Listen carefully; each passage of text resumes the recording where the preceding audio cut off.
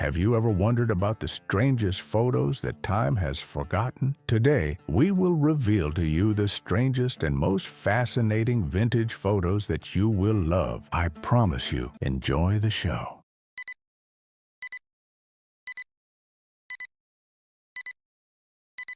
Think fitness in the 70s was just jogging?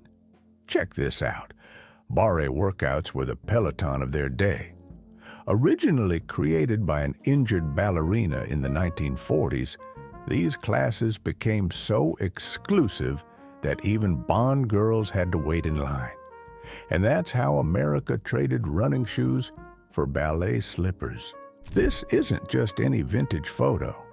It's from 1875 Philippines, when photography was rarer than color TV in the 50s. Here's the kicker.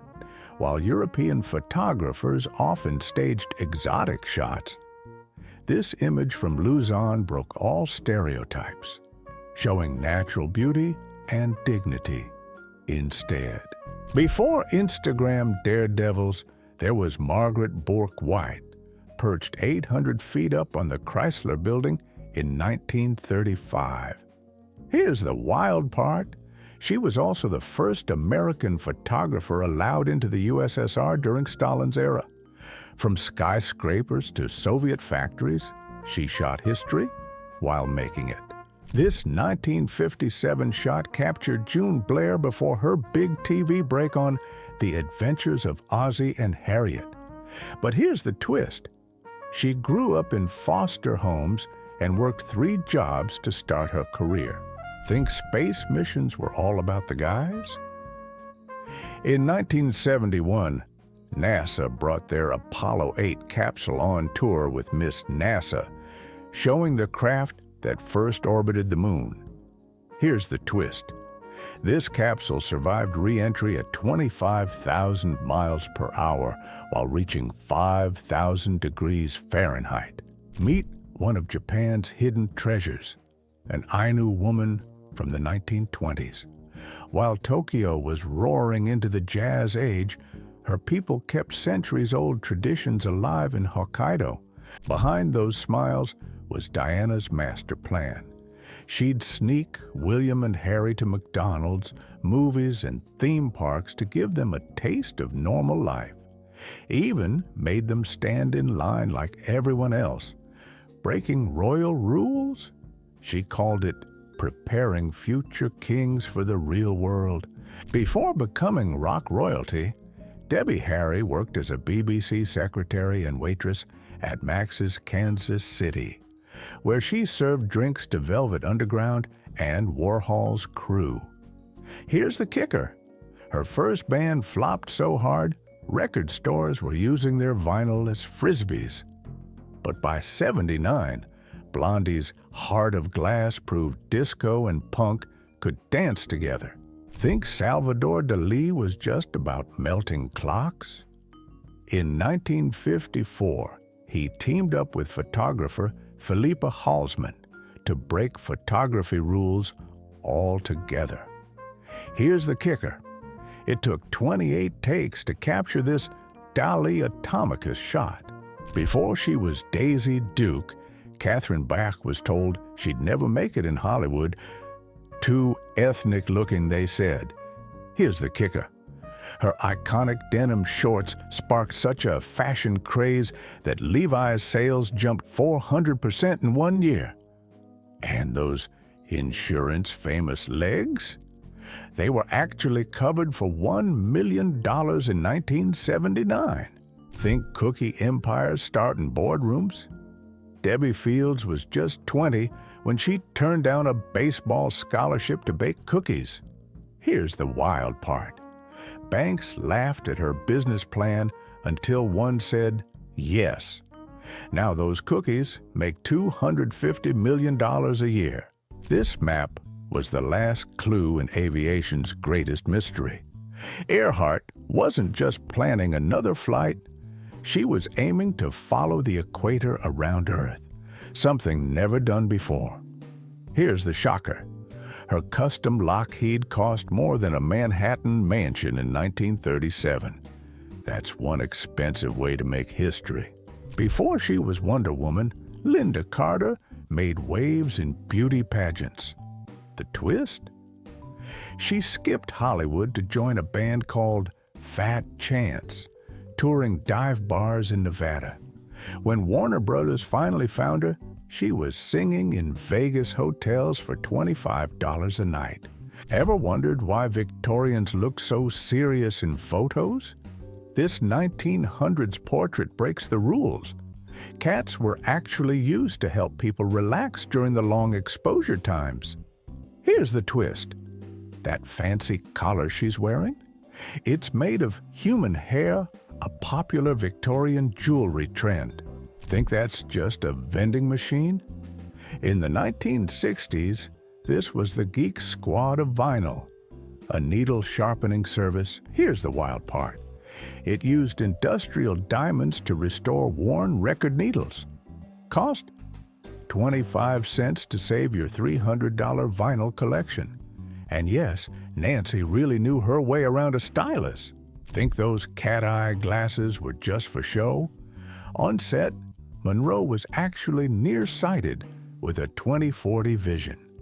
Here's the kicker. She deliberately wore her prescription glasses in public to seem more intellectual, fighting the dumb blonde stereotype. In 1970, the iconic show Dark Shadows sparked a wild trend: vampire beauty pageants. Here's the kicker. Jonathan Frid, who played Barnabas Collins, crowned the winners himself. From soap opera to subculture, when daytime TV actually created the cool kids? Think maple syrup's always been American? Until the 1960s, most syrup was actually corn-based Caro, with maple flavoring. Here's the twist. Real maple syrup was so rare, diners kept empty maple bottles they'd refill with the fake stuff. The great pancake con of the 60s. This iconic '95 Versace shot wasn't just about Madonna. It's her Doberman Strike playing backgammon. Here's the twist. Johnny Versace insisted on using Strike instead of a model dog, saying real pets have more soul. 1961, the height of the Cold War, and Louis Armstrong's playing at the Sphinx. Here's the kicker.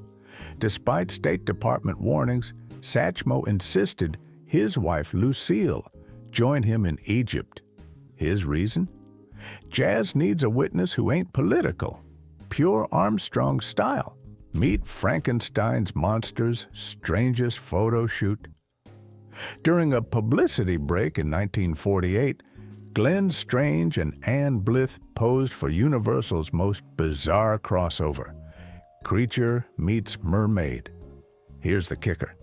Strange was actually a singing cowboy before becoming Hollywood's go-to monster.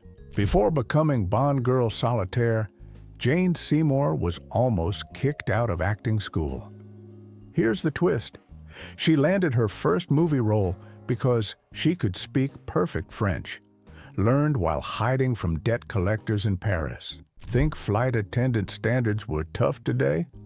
In 1948, United Airlines had a strict hiring policy.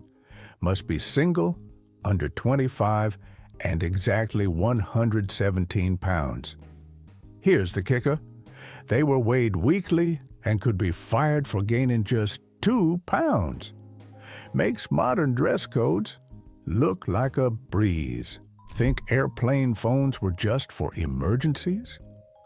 In the 70s, American Airlines installed these space-age seats with built-in phones charging $2 per minute. Here's the kicker. They were used more for bragging rights than actual calls.